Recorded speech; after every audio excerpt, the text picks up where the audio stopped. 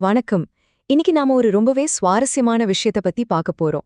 நம்ம ஆபீஸ்ல எல்லாம் ஒரு பெரிய மாற்றம் நடந்துட்டு இருக்கு. பொதுவா சீனியர் தான் ஜூனியருக்கு சொல்லிக் கொடுப்பாங்க இல்லையா? ஆனா இப்ப சீனே தலைகீழா மாறிட்டு இருக்கு. வாங்க இத பத்தி இன்னும் ஆழமா பார்க்கலாம். ஒரு நிமிஷம் யோசிச்சு பாருங்களேன். உங்க கம்பெனியோட ஃபியூச்சரே உங்ககிட்ட வேலை பார்க்குற ரொம்ப ஜூனியரான ஒரு எம்ப்ளாயி கையில இருக்குன்னு சொன்னா எப்படி இருக்கும்? இது ஏதோ கற்பனை இல்ல. நெறைய கம்பெனிகள்ல இதுதான் இப்போ நிஜம். ஆமாங்க, அதுதான் உண்மை. இப்போ இருக்கிற ஜென்சி தலைமுறை, அதாவது டெக்னாலஜியோடவே பொறந்து வளர்ந்த பசங்க, அவங்களோட பாஸுக்கே ஆர்டிஃபிஷியல் இன்டெலிஜென்ஸ பத்தி கிளாஸ் எடுக்கறாங்க. இது ஒர்க் பிளேஸ்ல நம்ம கத்துக்கிற விதத்தையே மொத்தமா மாத்தி போடுது. இது ஏதோ அப்பப்போ தற்செயலா நடக்கிற ஒரு விஷயம் கிடையாது. இது ஒரு முறையான ஒரு நிகழ்வு. இதுக்கு ஒரு பேரும் இருக்கு. அததான் ரிவர்ஸ் மென்டரிங், அதாவது தலைகீழ் வழிகாட்டுதல்னு சொல்றோம். அப்போ ரிவர்ஸ் மென்டரிங்னா என்ன? சிம்பிளா சொல்லணும்னா, ஜூனியர் எம்ப்ளாயீஸ் அவங்க சீனியர்ஸ்க்கு புது டெக்னாலஜி, புது ட்ரெண்ட்ஸ் பத்தி எல்லாம் சொல்லிக் கொடுக்கறது தான். இது வெறும் அட்வைஸ் பண்றது மட்டும் இல்ல, இது ஒரு முறையான கற்றல் செயல்முறை. இந்த ஸ்லைட பாருங்க, ரொம்ப தெளிவா புரியும். முன்னாடியெல்லாம் அனுபவம் வாய்ந்த சீனியர் ஜூனியருக்கு வழிகாட்டுவாங்க. அதுதான் பாரம்பரிய முறை. ஆனா இந்த ரிவர்ஸ் மென்டோரிங்ல திறமைய வச்சு ஜூனியர் சீனியருக்கு வழிகாட்டுறாங்க. இது ஒரு டீம் ஒர்க் மாதிரி. உண்மையிலே இந்த ஐடியா ஒன்றும் புதுசில்ல. 1990களிலேயே ஜிஇ கம்பெனியோட சிஇஓ ஜாக் வெல்ஷ் அவங்க சீனியர் லீடர்ஸ் கிட்ட ஜூனியர்ஸ் கிட்ட இருந்து இன்டர்நெட் பத்தி கத்துக்கோங்கன்னு சொல்லியிருக்காரு. அப்புறம் 2010களில் சோஷியல் மீடியா முக்கியமாச்சு. இப்போ இந்த 2020களில் ஏஐ வந்ததுக்கு அப்புறம் இந்த ரிவர்ஸ் மென்டரிங் ரொம்ப ரொம்ப முக்கியமானதா மாறிடுச்சு. சரி, இந்த மொத்த மாற்றத்துக்கும் நடுவுல யார் இருக்கா? நம்ம ஜென்செட் தலைமுறை தான். அவங்க ஒரு பக்கம் ஏஐயா நல்லா ஏத்துக்கிட்டாலும் இன்னொரு பக்கம் அதை பத்தி நிறைய கேள்விகளும் கேக்குறாங்க. இந்த ரெண்டு குணமும் தான் அவங்கள ரொம்ப ஸ்பெஷல் ஆக்குது. இந்த டேட்டாவை பாருங்களேன், ரொம்ப இன்ட்ரெஸ்டிங்கா இருக்கு. ஜென்சி பசங்க ஏஐய எதுக்கெல்லாம் யூஸ் பண்றாங்கன்னு பாத்தீங்கன்னா, 72% பேர் ஈஸியா இன்ஃபர்மேஷன் தேட யூஸ் பண்றாங்க.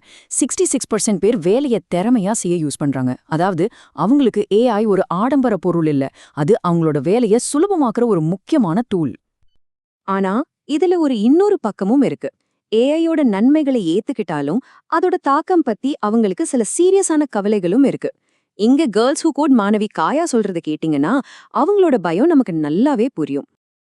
அவங்களோட கவலைகள் வெறும் உணர்வு பூர்வமானது மட்டும் இல்ல. என்ட்ரி லெவல் வேலைகள் போயிடுமோங்கிற பயம், நம்மளோட சிந்திக்கிற திறன் குறைஞ்சிடுமோங்கிற கவலை, ஏஐ பத்தி ஸ்கூல்லயும் ஆபீஸ்லயும் சரியான பாலிசி இல்லாததுனால வர்ற விரக்தின்னு அவங்களுக்கு நிறைய நிஜமான பிரச்சனைகள் இருக்கு. சரி, தியரி எல்லாம் போதும். இந்த கான்செப்ட் எல்லாம் நிஜத்துல எப்படி ஒர்க் அவுட் ஆகுது, எப்படி ஒரு மாற்றத்தை கொண்டு வருதுன்னு சில ரியல் லைஃப் எக்ஸாம்பிள்ஸ் மூலமா இப்ப பார்க்கலாம். முதல்ல யூனிலிவர் கம்பெனியே எடுத்துக்கலாம். அங்க ஒரு ஜென்செட் எம்ப்ளாயி கம்பெனியோட சீனியர் லீடர்ஸ்க்கு மென்டரா இருந்திருக்காரு.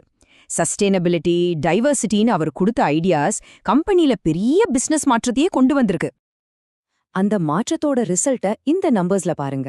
அவரோட ஆலோசனையால பேக்கேஜிங் கழிவுகள் 15% குறைஞ்சிருக்கு. அதே நேரத்துல ZZ கஸ்டமர்ஸ் மத்தியில அந்த பிராண்டோட ஈடுபாடு 20% அதிகரிச்சிருக்கு. இதுதான் ஒரு உண்மையான பிசினஸ் வெற்றி இல்லையா? இது பெரிய கம்பெனிக்கு மட்டும்தான் செட் ஆகும்னு நினைக்காதீங்க. ஜிபின்னு ஒரு சின்ன பிசினஸ் இருக்கு. அவங்க ஏஐயை யூஸ் பண்ணி அவங்களோட கஸ்டமர் சர்வீஸ் இமெயில்ஸை 90% குறைச்சிருக்காங்க. பாத்தீங்களா? இது எல்லா சைஸ் கம்பெனிக்கும் பொருந்தும். நிச்சயமா இதெல்லாம் செய்யும்போது சில சவால்கள் வரும். சீனியருக்கும் ஜூனியருக்கும் இடையில அதிகார வேறுபாடுகள் இருக்கலாம், நம்பிக்கை வர்றதுக்கு கஷ்டமா இருக்கலாம். ஆனா 2 பேரும் மனசு விட்டு பேசுறதுக்கு ஒரு பாதுகாப்பான சூழலை உருவாக்குறது, 2 பேரும் சேர்ந்து இலக்குகளை செட் பண்றது மாதிரியான தீர்வுகள் மூலமா இந்த தடைகளை தாண்டி வர முடியும். சரி, இதுவரைக்கும் நாம பார்த்த விஷயங்கள் எல்லாம் ஒன்னு சேர்த்து இந்த புதிய கூட்டு முயற்சி இப்போ ஏன் ரொம்ப முக்கியம்னு புரிஞ்சுக்கலாம் வாங்க.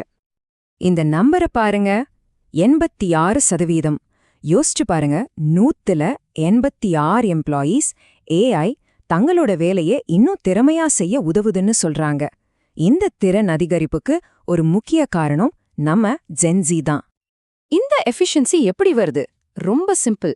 ஜென்செட் ஊழியர்கள் அவங்களோட சீனியர் கொலீக்ஸ்க்கு ஏஐ டூல்ஸை எப்படி யூஸ் பண்ணணும்னு சொல்லிக் கொடுக்குறாங்க. இதனால ஒரு டீமுக்கு ஒரு நாளைக்கு சராசரியா 55 நிமிஷம் மிச்சமாகுது. இது ஒரு மிகப்பெரிய உற்பத்தி திறன் அதிகரிப்பு. இன்டர்நேஷனல் ஒர்க் பிளேஸ் குரூப்போட சிஇஓ மார்க் டிக்சன் சொல்ற மாதிரி, இது டெக்னாலஜி பத்தினது மட்டும் இல்ல, இந்த மாதிரி 2 பக்கமும் கத்துக்கிறதால தலைமுறை இடைவெளி குறையுது, ஆஃபீஸ்ல இருக்கிற அந்த சீனியர் ஜூனியருங்கிற படிநிலைகள் எல்லாம் குறைஞ்சு ஒரு சமத்துவமான ஒர்க் கல்ச்சர் உருவாகுது. கடைசியா நான் உங்களை ஒரு கேள்வி கேட்க விரும்புறேன். இந்த ஏஐ காலத்துல ஒரு நல்ல லீடர்னா யாரு? எல்லா பதிலையும் தெரிஞ்சு வச்சிருக்கிறவரா, இல்ல சரியான கேள்விகளை கேட்டு அடுத்த தலைமுறைகிட்ட இருந்து கத்துக்க தயாரா இருக்கிறவரா? உங்க பதில்ல தான் நம்ம ஒர்க் பிளேஸோட எதிர்காலமே இருக்கு. நன்றி.